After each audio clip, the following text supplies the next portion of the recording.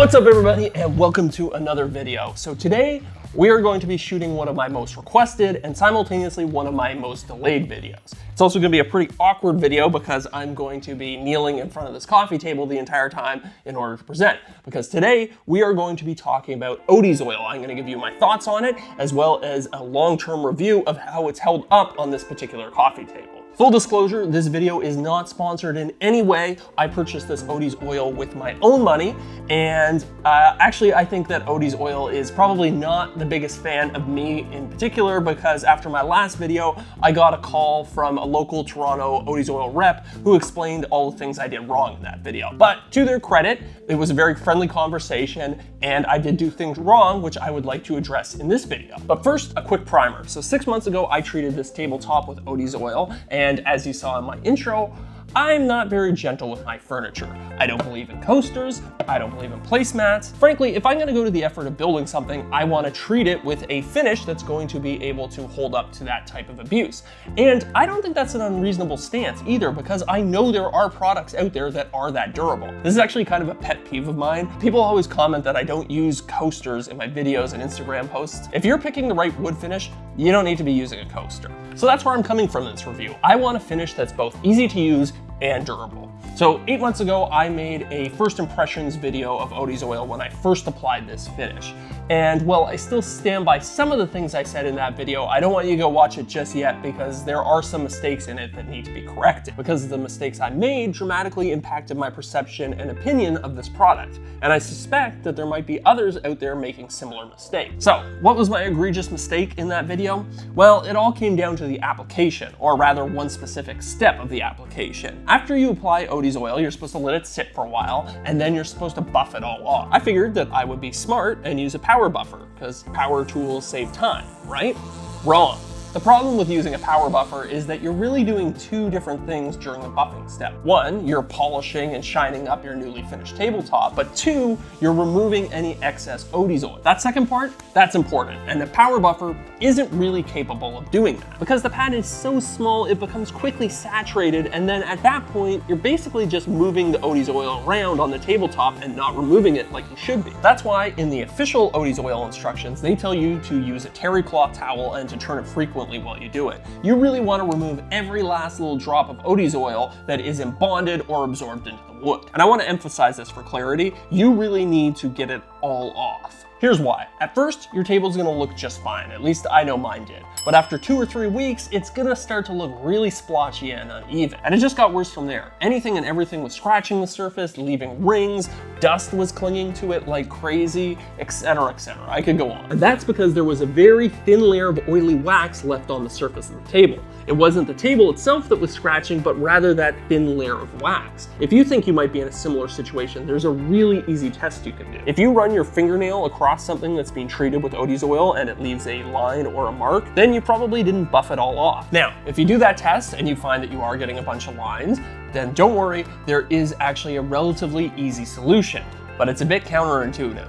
Here's what you need to do. You need to apply more Odies oil. I told you, it's counterintuitive, right? So here's what's happening. When you're applying the new Odies oil to that excess layer sitting on top, you're actually reactivating it.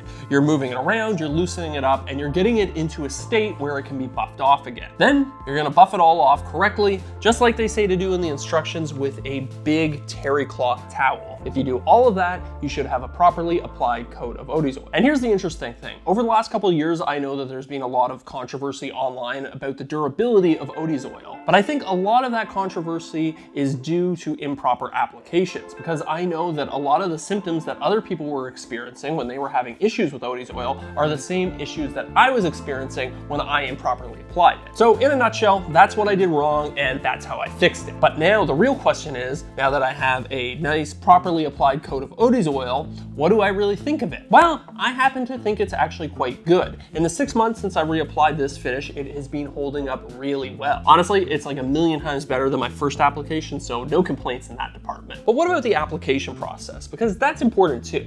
Well, actually, I kind of think that that's one of Odies oil's biggest strengths. So long as you're willing to follow the official instructions, which Who would do that?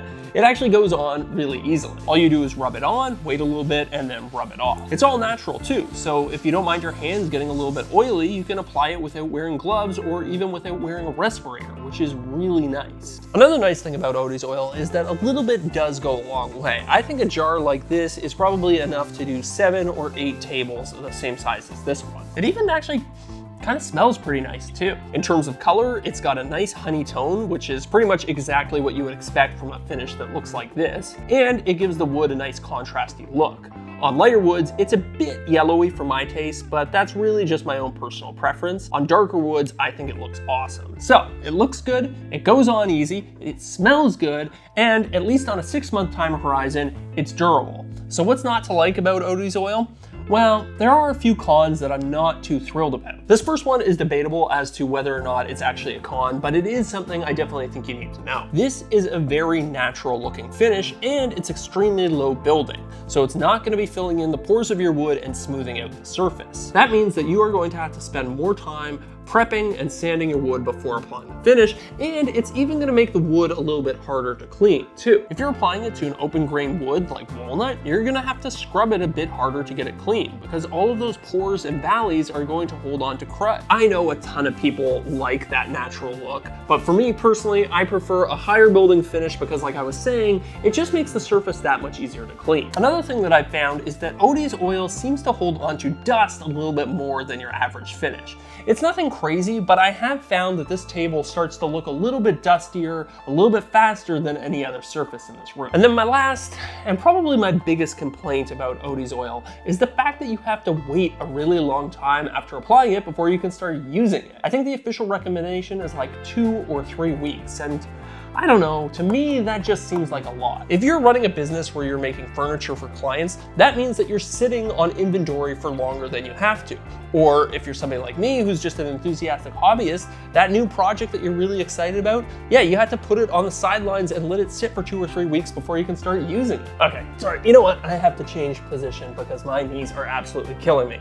So, in conclusion, how do I feel about Odie's oil? Well, I think it's a good finish, but it's probably not going to become my go-to finish. I can certainly see myself using it in certain scenarios, especially if you're working with cutting boards or something like that, because it is food safe. But realistically, for furniture builds like this table, I would reach for something that's higher building, because I just like how that looks better.